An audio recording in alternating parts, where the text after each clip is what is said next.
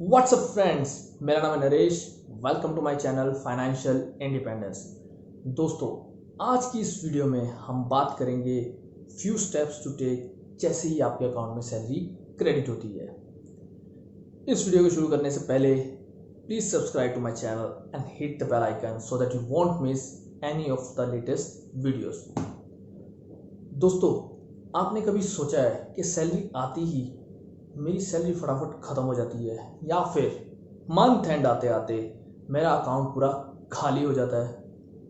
हम लोग पैसे तो बहुत कमाते हैं, फिर भी हमारे लोन ख़त्म नहीं होते, या फिर हम फाइनेंशियल इंडिपेंडेंस नहीं बन पाते। दोस्तों, इसके पीछे एक फंडामेंटल इशू है that most of the people don't know how to manage their money. उसका कारण है हमें कभी ना स्कूल में ना कॉलेज में पैसे को मैनेज करने के बारे में पढ़ाया ही नहीं गया, ना ही हमें कभी किसी ने बताया कि पैसा कैसे मैनेज करना है। तो आज की इस वीडियो में हम बात करेंगे few steps to follow the day your salary credited to your accounts. चलिए शुरू करते हैं। दोस्तों, सबसे पहला स्टेप है, जैसे ही आपके अकाउंट में सैलरी क्रेडिट होती है, पे ऑफ योर डेट। जैसी हमारी सैलरी आती है, हम बाकी खर्चे करने शुरू कर देते हैं। फ़ोन का बिल, इलेक्ट्रिसिटी का बिल, ये मूवी, ये वो सब तरह के खर्चे शुरू कर देते हैं। बट जो सबसे ज़रूरी एक्सपेंस है उसको हम भूल जाते हैं। तो जैसे ही अकाउंट में सैलरी क्रेडिट हो, सबसे पहले हमें अपने debt which means loan repay करना है। तो अपना क्रेडिट कार्ड का बिल और अपना पर्सनल लोन सबसे पहले इसको रीपे करो, सो दैट हमारी जो लाइबिलिटी है वो कम हो जाए। इसको रीपे करने के दो तीन ऑप्शन हैं, एक स्नोबॉल मेथड और एक एवलांच मेथड। एक में सबसे हाईएस्ट इंटरेस्ट रेट वाले लोन को पहले पकड़ते हैं, पहले उसको रीपे करते हैं, फिर नेक्स्ट पे जाते हैं, उसको रीपे करते हैं, फिर नेक्स्ट पे जाके उसको रीपे करते हैं। इसी तरीके स्टेप फॉलो करते करते पे ऑफ कर देते हैं। दूसरा मेथड है जिसमें सबसे कम अमाउंट का जो लोन होता है उसको पहले रीपे करते हैं, फिर उससे बड़े अमाउंट वाले लोन को रीपे करते हैं। दोनों के अपने अपने एडवांटेजेस और डिसएडवांटेजेस हैं। इस पे मैं एक डिटेल वीडियो बनाऊंगा सो दैट सबको समझ में आए what is snowball and avalanche method. But सबसे पहले जैसे ही अपनी सैलरी क्रेडिट होती है, अपने डेट्स को, लोन्स को रीपे करना है। दोस्तों, जो सेकंड स्टेप है वो है सेव एंड इन्वेस्ट।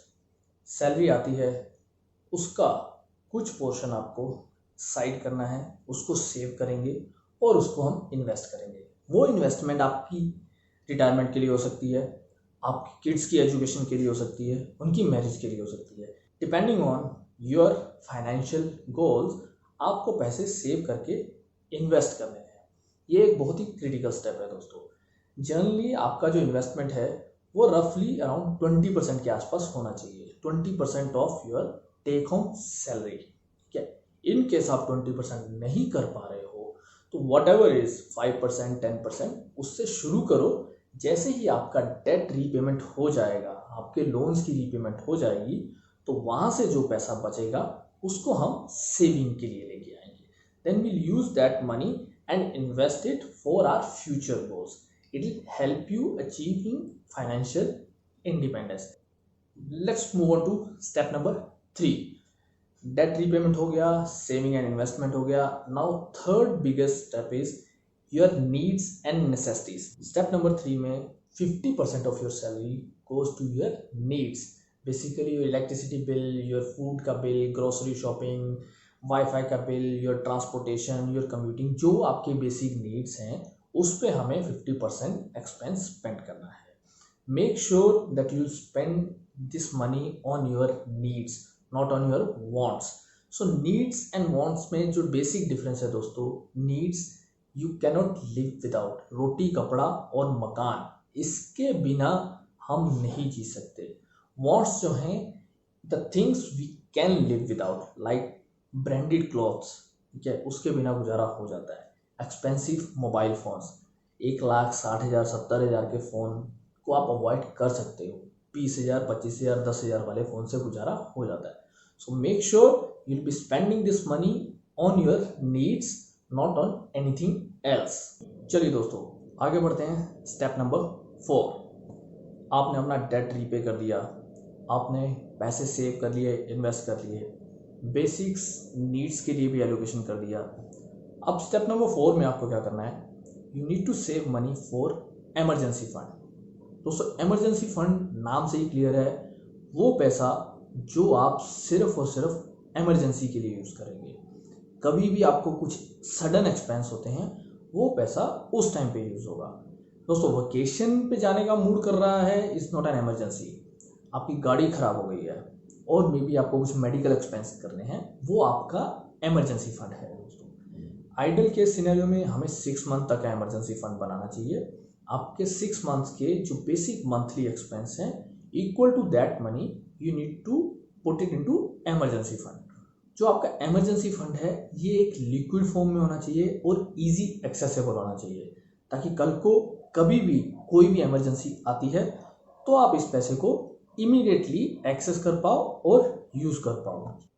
दोस्तों इस स्टेप में हमें एक बात का और ध्यान रखना है, जैसे ही हम कुछ पैसा इमरजेंसी फंड से यूज़ करते हैं, उस पैसे को हमें दोबारा से उसकी टीम में रीफिल करना है। फॉर एग्जांपल आपका मंथली एक्सपेंस 50,000 रुपीज़ है, 6 मंथ्स का 3 लाख रुपीज़। अगर आप उस 3 लाख से 50,000 यूज़ करते हैं, आपका मेडिकल एक्सपेंस हो गया और मे बी गाड़ी ब्रेक डाउन होगी, कुछ भी किसी भी इमरजेंसी के लिए आपको वो पैसा चाहिए, इमरजेंसी के लिए ओनली, तो जो आपने वो 50,000 निकाला, सबसे पहले आपको उस 50,000 को रिफिल करना है to secure it for the rainy days. तो ये चीज़ का बिल्कुल ध्यान रखना है। तो ये था स्टेप नंबर 4। ओके, अब दोस्तों आप सोच रहे होंगे कि पैसा आया, हमने सेव भी कर लिया, डेट भी रीपे कर दी है, इमरजेंसी भी कर लिया, सब कुछ कर लिया, बट इन्जॉयमेंट कुछ नहीं हुआ। यस दोस्तों, वो भी बहुत ज़रूरी है, उसके लिए भी हमें एक फंड एलोकेट करना पड़ेगा। So step number 5 is entertainment. So दोस्तों इस स्टेप में आपको हर महीने जैसे ही आपके पास सैलरी आती है, कुछ पैसा अलग करके रखना है फॉर योर एंटरटेनमेंट। आपको मूवी जाना है, डिनर में जाना है, दोस्तों के साथ बाहर जाना है, कहीं वेकेशन में जाना है, वीकेंड गेट अवे करना है, ये पैसा उसके लिए यूज़ होगा। This should be nominal amount. इसके चक्कर में आपको अपना सेविंग या इन्वेस्टमेंट या डेट रीपेमेंट उसके साथ कॉम्प्रोमाइज़ नहीं करना है, बट ये होना भी ज़रूरी है, क्योंकि हम अगर मेहनत करते हैं तो इंटरटेनमेंट इज़ ऑल्सो इम्पोर्टेंट। इसको फॉलो करने का एक बहुत ही आसान तरीका है दोस्तों। जैसे ही सैलरी क्रेडिट होती है, आप एक पैसा निकालिए जो कि नॉमिनल अमाउंट होना चाहिए और उसको एक एनवलप में डाल के रख दीजिए। अब वो आप पे डिपेंड करता है, आपने उसको एक दिन में खर्च करना है, 2 दिन में, या पूरा महीना चलाना है। बट जैसे जैसे आप उसमें से पैसा यूज़ करते रहोगे, आपको पता रहेगा कि मेरे पास कितना पैसा बचा हुआ है। इस चीज़ को आपको अपने आप से मैनेज करना है कि मैंने जो फंड निकाला है, मैं सिर्फ उसी को यूज़ करूँगा। अगर हम ये करेंगे तो पैसे को मैनेज करना बहुत आसान हो जाएगा। यस दोस्तों, तो ये थे कुछ स्टेप्स, अगर हम इनको फॉलो करेंगे तो पैसे को मैनेज करना बहुत आसान हो जाएगा। यही था इस वीक का वीडियो। नेक्स्ट वीक हम मिलेंगे एक और वीडियो के साथ। अगर आपको ये वीडियो पसंद आया है तो please subscribe to my channel and hit the bell icon and like my videos so that more people can see this and understand how to manage money. Thank you.